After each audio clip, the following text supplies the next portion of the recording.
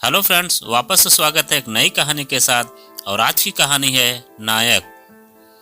ओहदे और औकात की बात करें तो समाज में भिखारी से नीचे किसी का स्तर हो ही नहीं सकता।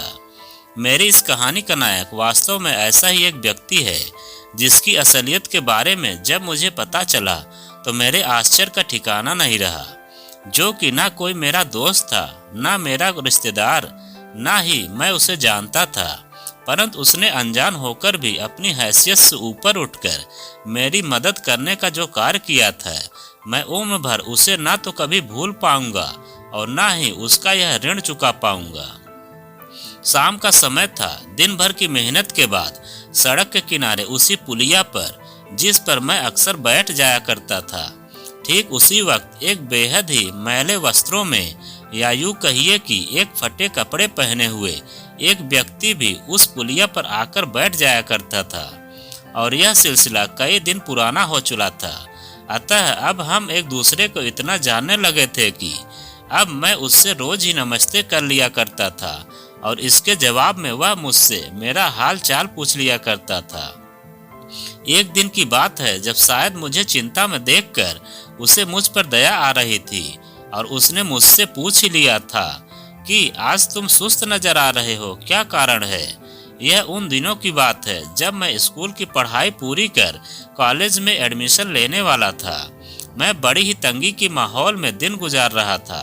हालांकि मेरे परिवार की हालत इतनी भी खराब नहीं थी, परंतु फिर भी मुझे इस कारण से जेब खर्च भी नहीं दिया जाता था कि मैं बिगड़ जाऊंगा और पैसे से गलत आदतों में पड़कर अपना जीवन ही बर्बाद कर लूंगा। ऐसे मेरे घर वालों की धारणा थी। अब जब तक जेब खर्च न मिलने की आदत सी पड़ चुकी थी, और वह भी इस कदर की अपनी किसी जरूरत के लिए भी घर वालों से मांगने की मेरी हिम्मत नहीं होती थी। मुझसे उम्र में काफी बड़े उस व्यक्ति ने मुझे चिंता में देखकर मेरे सिर पर हाथ रखा। शायद उसे मुझ पर दया आ रही थी। वह बोला कि क्या बात है, मुझे बताओ, शायद मैं तुम्हारी कुछ मदद कर पाऊंगा। मैंने धीरे से थोड़ा सा मुंह खोलकर उसे कहा कि मुझे कुछ पैसों की जरूरत है। आज मुझे नहीं मालूम कि किस लिए मुझे पैसों की जरूरत पड़ी थी, लेकिन इतना जरूर जानता हूँ कि उस वक्त 1 रुपए की कीमत भी बहुत ज्यादा हुआ करती थी। जबकि मुझे अब यह कतई याद नहीं पड़ता कि वास्तव में मुझे कितने रुपए चाहिए थे, परंतु इतना याद है कि बहुत ही जरूरी काम के लिए चाहिए थे। मेरे पास बैठे उस व्यक्ति के बार बार आग्रह करने पर मैंने आखिर उससे कह दिया कि मुझे इतने रुपयों की सख्त जरूरत है। उस व्यक्ति ने मुझ हिम्मत दिलाई और मेरे सिर पर हाथ फेरकर यह कहते हुए वहां से चला गया कि देखो, शायद मैं कुछ कर पाऊं। थोड़ी ही देर में वह व्यक्ति पुनः मेरे पास आया और उसने खुशी खुशी मेरे हाथ में ठीक उतने ही रुपए पकड़ा दिए जितने मैंने उससे मांगे थे। रुपए देते हुए उसने कहा कि जाओ, पहले तुम अपना काम निकालो। इतना ही नहीं बल्कि उसने यह भी कहा कि इसके अलावा भी तुम्हें जब भी कोई तकलीफ होगी तो मुझे बताना, क्योंकि मेरा तो और इस दुनिया में कोई भी नहीं है। और अब मैंने तुम्हें अपना मान लिया है तो क्यों न हम अपनों के काम आ जाएं। उस व्यक्ति की इंसानियत, मानवता और दयालु की दिल को देखकर मेरा मन पसीज गया था। मैं मन ही मन उसे लाख धन्यवाद देकर खुशी खुशी अपने घर आ गया था। इसके बाद भी हम उस पुलिया पर इसी प्रकार मिलते रहे, परंतु न तो मेरी औकात थी कि मैं उसके रुपए लौटाने की बात करता और न ही उस व्यक्ति के कभी भी अपनी जुबान से अपने रुपयों का तगाजा ही किया था। यह घटना आज से लगभग 50 वर्ष पुरानी है, लेकिन आज भी मेरे दिलो और दिमाग पर छाई हुई है। पुलिया पर मिलने का सिलसिला कुछ समय तक इसी प्रकार चलता रहा और फिर अचानक ही वह व्यक्ति गायब हो गया था। मैंने कई बार उसे ढूंढना भी चाहा पर उसे नहीं पा सका। एक दिन अचानक ही मेरा एक दोस्त, जो कि हमें उस पुलिया पर अक्सर देखता था, आकर कहने लगा कि आजकल तेरा वह फटे हाल वाला दोस्त नजर नहीं आ रहा है, क्या बात है। उसकी बात में एक अजीब सा व्यंग था कि आखिर मैं इतने गंदे और बेहद ही गरीब सा दिखने वाले व्यक्ति के साथ मैं क्यों बैठा करता हूँ। मैंने जब सीधे सीधे अंदाज में कहा कि पता नहीं यार, क्यों नहीं आता और न ही मैं उसका पता ही जानता हूँ।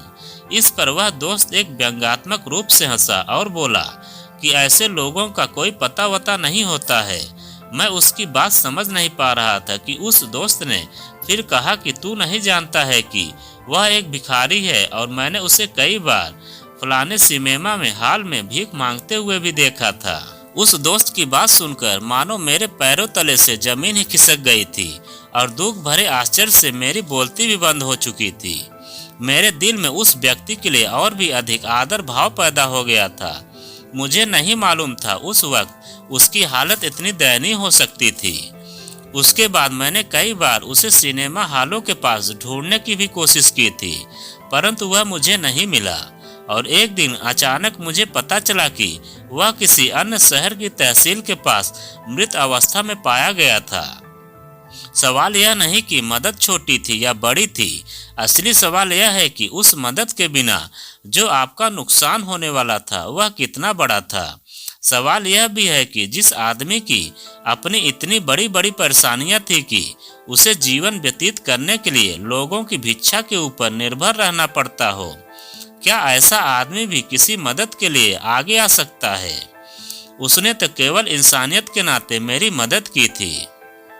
मगर इसके विपरीत मैं एक ऐसा वाकया सुनाऊंगा जो मेरे अपने दोस्त, जिसे मैं अपने सगे भाई से बढ़कर मानता था, जो कि मेरा एक बहुत ही घनिष्ठ मित्र था, उसके बारे में।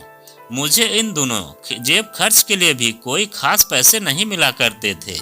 ऐसे में मेरा वही दोस्त, जिसका नाम भी अब मैं अपनी जुबान पर लाना उचित नहीं समझता, वह हालांकि एक बहुत ही अच्छे घर का लड़का था, लेकिन मुझसे हमेशा यही कहता था कि मुझे भी कोई जेब खर्च नहीं मिलती है।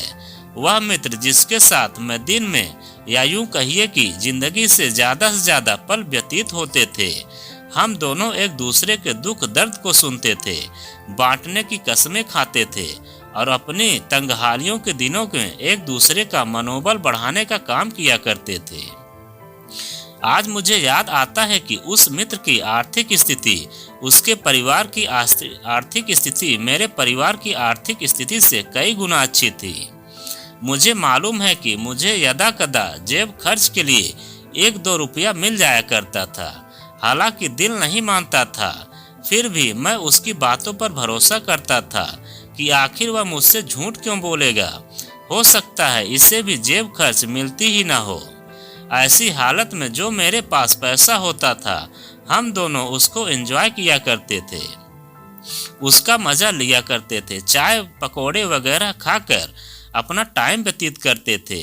मुझे उम्मीद थी कि वह मेरी मदद नहीं कर पाएगा, फिर भी अपने उस तंगहाली के लिए और मदद के लिए मैंने उसके सामने हाथ फैला ही दिए कि भाई मुझे चंद रुपयों की जरूरत है, जिसके बिना मेरा बहुत बड़ा नुकसान हो जाएगा। जिस उत्तर की मैंने उम्मीद की थी वही उत्तर मुझे अपने दोस्त से मिला और उसने अपनी मजबूरी मेरे सामने बयां कर कहा, भाई मैं कहाँ से लाऊंगा, मेरे पास 1 भी रुपया नहीं है। ठीक है कहकर मैंने उस दोस्त से भी कहा, कोई बात नहीं मेरे यार, नहीं है तो निराश होने की इसमें कोई जरूरत नहीं है, मैं शायद कहीं और से इंतजाम करके अपना काम यह निपटा लूंगा। और भगवान की दुआ से उसी बीच वह फटे कपड़े वाला व्यक्ति, जिसे बाद में मैंने समझा कि एक भिखारी था, उसने दिल खोलकर मेरी मदद की और मुसीबत के वक्त मेरा काम निकाला। उस दोस्त के घर अक्सर मेरा आना जाना होता रहता था। एक दिन जब मैं उसे बताया कि मेरी मदद ऐसे एक आदमी ने की है, तो वह भी यदा कदा अपनी किसी मदद के लिए उस आदमी के पास आया जाया करता था और एक अपना छोटा मोटा काम निकालने के लिए उससे पैसे लिया करता था। मुझे थोड़ी सी शंका होने लगी कि मेरा यह दोस्त बेहद ही चालाक और लपट किस्म का लड़का है, जो कि मेरी तो मजबूरी थी कि मैंने किसी अनजान आदमी से मदद ली, परंतु यह तो हर दूसरे दिन उसके पास पहुंच जाता है और तरह तरह के बहाने बनाकर बिना किसी वजह के उससे मदद के लिए पैसे लेकर आ जाता है और फिर गुलछर्रे उड़ाता है। मेरे इस शक को एक दिन इतना बल मिला कि मुझे दोस्ती यारी और अपनापन दिखाने वाले हर एक व्यक्ति से नफरत सी हो गई। मेरी जिंदगी एकदम बदल चुकी थी, क्योंकि बात उस दिन की है जिस दिन मैं अचानक ही अपने दोस्त के घर पहुंच गया था और मेरा दोस्त उस समय घर पर नहीं था। मेरे दोस्त की छोटी बहन ने मेरे लिए दरवाज़ा खोला और मुझसे कहा कि थोड़ी देर में वह आने वाला है, तुम यहाँ बैठ जाओ। दरवाजे से घुसकर ही एक छोटा सा बरामदा दरवाजे के साथ था और वहाँ पर बीच में एक टेबल और 2-4 कुर्सियाँ पड़ी हुई थी। मैं जाकर एक कुर्सी पर बैठ गया। मेरे दोस्त की बहन छत के पंखे का स्विच ऑन करके अंदर चली गई थी। सामने ही बीच मेज पर एक मोटी सी किताब रखी थी, जिसके पन्ने अचानक ही ऊपर चलते हुए पंखे की हवा से उड़ने लगे थे और उसके जब पन्ने उड़े थे, पन्नों के बीच में रखे नोटों की एक गड्डी रखी हुई थी, जिससे नोट भी हवा से उड़ने लगे थे। मैं उन नोटों को समेटकर दोबारा उस किताब के बीच में रखने के लिए इकट्ठा करने लगा। उसी वक्त उसकी वह छोटी बहन और साथ में बड़ी बहन भी आ गई और बोली कि देखो, यह हमारा भाई कितना लापरवाह है, जो कि अपनी जेब खर्च के पैसे को तो न तो खर्च करता है और न ही ठीक से संभाल कर रख सकता है।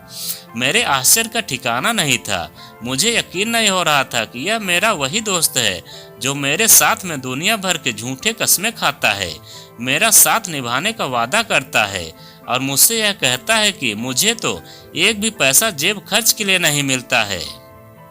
मैं अपने सोचने की शक्ति खो बैठा। मैं समझ नहीं पा रहा था कि इस बात का क्या अंदाजा लगाऊं, क्योंकि किताब में से गिरे हुए नोटों की संख्या इतनी थी कि जिससे मैं आसानी से अंदाजा लगा सकता था कि मुझे अपनी मदद के लिए जितने पैसे चाहिए थे, उससे लगभग 50 गुना ज़्यादा पैसे उसने अपनी इस किताब में संजो कर रखे हुए थे और रोज झूठ बोलकर मेरे ही पैसों पर वह गुलछर्रे उड़ाता था। मेरे ही पैसों पर सिनेमा के टिकट खरीदकर सिनेमा देखा करता और हम दोनों के चाय पकौड़ा आदि का खर्चा भी मेरे ही पैसों से हुआ करता था। इस घटना ने मेरी आत्मा को झकझोर दिया था। बहुत तेज का झटका मेरे दिलो दिमाग पर लगा था। इससे आप लोग भी समझ गए होंगे कि मदद करने के लिए अमीरी गरीबी नहीं बल्कि इंसानियत और इच्छा शक्ति का होना बहुत जरूरी है। यह दुनिया चालाकों से भरी पड़ी है। अपना काम निकालने के लिए लोग आपके पेट में घुस जाएंगे, परंतु जब आपको जरूरत होगी तो तरह तरह से अपनी मुसीबतें और अपनी मजबूरियां गिनवा कर न केवल मदद के नाम पर कन्नी काट जाएंगे बल्कि अपने प्रति सहानुभूति भी अर्जित कर लेंगे। एक तरफ एक ऐसा व्यक्ति था जिसका जीवन में कोई स्तर नहीं था और जो कि एक भिखारी था, और दूसरी तरफ एक ऐसा लंपट था जो असलियत में अपने खानदान का इकलौता बेटा था तथा अपने आप को मेरे सगे भाई से बढ़कर दोस्त बताया करता था, और जिसने मेरे साथ इतना छल किया। मुझे नहीं मालूम था कि उसके पास कभी इतने पैसे हो सकते हैं। जिस हिसाब से वह अपनी मजबूरियां मेरे सामने हरदम गिनवाया करता था, वह मेरे पैसों पर ही मौज मस्ती करने की कोशिश किया करता था। मैं आसानी से उसका कहना मान लेता था तथा मैं उसकी बातों पर विश्वास कर लिया करता था।